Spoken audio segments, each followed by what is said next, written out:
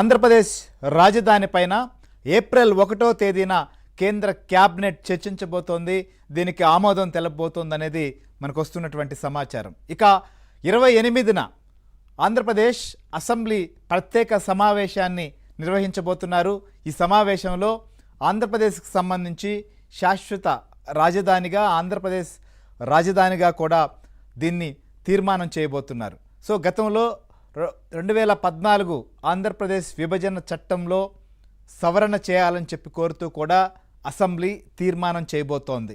ఎందుకంటే కేంద్రం అమరావతిని ఆంధ్రప్రదేశ్ రాజధానిగా గుర్తిస్తూ నిర్ణయం తీసుకోవాలంటే ఆంధ్రప్రదేశ్ వైపు నుంచి ఊరికే ప్రతిపాదనలో నోటి మాటగానో కాకుండా అసెంబ్లీనే తీర్మానం చేసి పంపితే దానికి ఉన్నటువంటి విలువ కావచ్చు, దానికి అధికారికంగా కేంద్ర క్యాబినెట్లో దాన్ని చర్చించి మళ్ళీ పార్లమెంట్లో కూడా బిల్లు తీసుకెళ్లేదానికి మార్గం క్లియర్ కాబోతోంది. అందుకోసమని చెప్పే కేంద్రం సూచించడం వెంటనే కూడా అసెంబ్లీ సమావేశాలు నిర్వహించాలని చెప్పి నిర్ణయం తీసుకోబోతున్నారు. సో ఇక్కడ ఒక 4-5 అంశాలు కీలకంగా కాబోతున్నాయి. ఒకటి, సమావేశం నిర్వహించబోతుండడం. ఈ సమావేశానికి అసెంబ్లీ సమావేశాలకి కూటమి సంబంధించినటువంటి శాసనసభ్యులందరూ మంత్రులు అందరూ హాజరవుతారు. మరి వైఎస్ఆర్సీపీ సంబంధించి హాజరవుతుందా లేదా?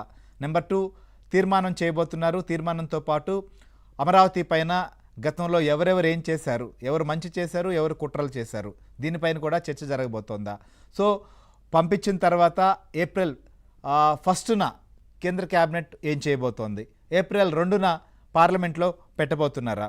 పార్లమెంట్ సమావేశాలు వాయిదా పడక ముందే దీనిపైన నిర్ణయం రాబోతోందా? సో ఇప్పుడు అందరిలో కూడా ఈ 5 అంశాలపైన చాలా ఆసక్తి కలిగిస్తోంది.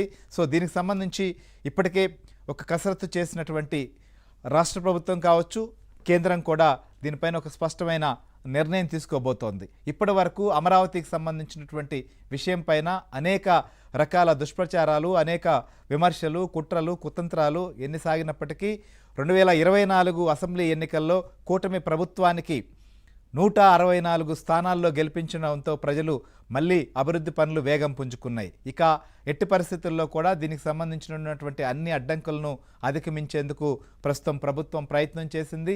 అందులో భాగంగానే చాలా కీలకమైనటువంటి పరిణామాలంతా కూడా ఏప్రిల్లో జరగబోతున్నాయి. సో ఇప్పుడు అసెంబ్లీ సమావేశానికి సంబంధించినటువంటి విషయం పైన నిన్న క్యాబినెట్లో జరిగినటువంటి చర్చ. సో ఈ సందర్భంగా ముఖ్యమంత్రి చంద్రబాబు నాయుడు ప్రస్తావించినటువంటి అనేక ఇన్సైడ్ అంశాలు కూడా ఆయన ప్రస్తావించినట్లుగా వస్తోంది. సో ఆ విషయాలు ఏంటి? సో కేంద్రం ఏప్రిల్ 1న ఏం చేయబోతోంది? వీటిపైన మనం అనాలిసిస్ చేద్దాం ఒకసారి. మా ఏపీ బ్యూరో చీఫ్ రామారావు మనతో పాటు లైవ్లో సిద్ధంగా ఉన్నారు.